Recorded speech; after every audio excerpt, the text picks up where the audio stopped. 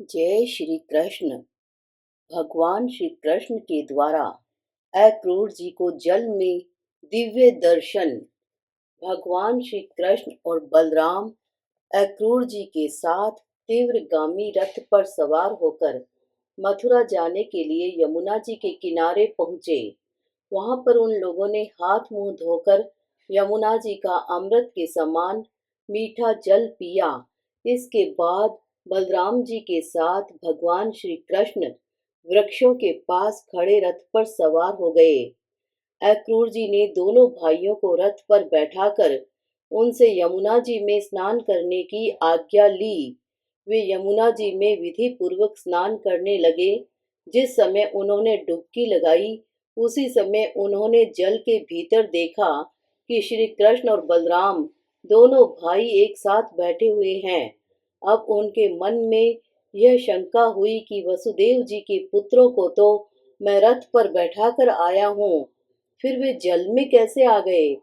जब वे यहाँ हैं, फिर रथ पर नहीं होंगे। ऐसा सोचकर उन्होंने सिर निकालकर बाहर देखा। वे रथ पर भी पूर्ववत बैठे हुए थे। उन्होंने यह सोचकर कि मैंने उन्हें जल में देखा था, शायद वह मेरा भ्रम होगा। फिर डुबकी लगाई। फिर उन्होंने वहां भी देखा कि साक्षात भगवान श्री कृष्ण और शेषनाग विराजमान हैं। सिद्ध, चारण, गंधर्व और देवता सिर झुकाकर उनकी स्तुति कर रहे हैं। शेष जी के 1000 सिर हैं और उनके प्रत्येक फण पर सोने का मुकुट है। अक्रूर जी ने देखा कि शेष जी की गोद में श्याम मेघ के समान श्री कृष्ण विराजमान हैं। वे रेशमी पीतांबर पहने हुए हैं। बड़ी ही शांत चतुर्भुजी मूर्ति है।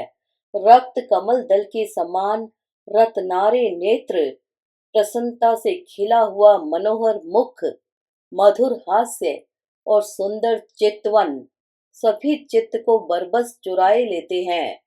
उनकी भौहें अत्यंत सुंदर और नासिका सुघड़ है। कपोलों और लाल लाल अधरों की शोभा तो निराली ही है। उनके लाल लाल नखों से ज्योतिर्मय किरणें निकल रही हैं। सिर पर बहुमूल्य मणियों से जड़ा हुआ सुंदर मुकुट है और चारों हाथों में शंख, चक्र, गदा और पद्म है। ब्रह्मा, महादेव, इंद्रादि देवता उनकी स्तुति कर रहे हैं। माया आदि शक्तियां मूर्तिमान होकर उनकी सेवा कर रही हैं। भगवान श्री कृष्ण की यह सुंदर लीला देखकर अक्रूर जी का हृदय परमानंद से लबालब भर गया। उन्हें दुर्लभ भक्ति प्राप्त हो गई। उनका सारा शरीर हर्ष से पुलकित हो गया और नेत्रों में आंसू भर गए। उन्हें अपने शरीर की सुध ही भूल गई। फिर अक्रूर जी ने अपना साहस बटोरकर तथा भगवान श्री कृष्ण के चरणों में सिर रखकर साष्टांग प्रणाम किया।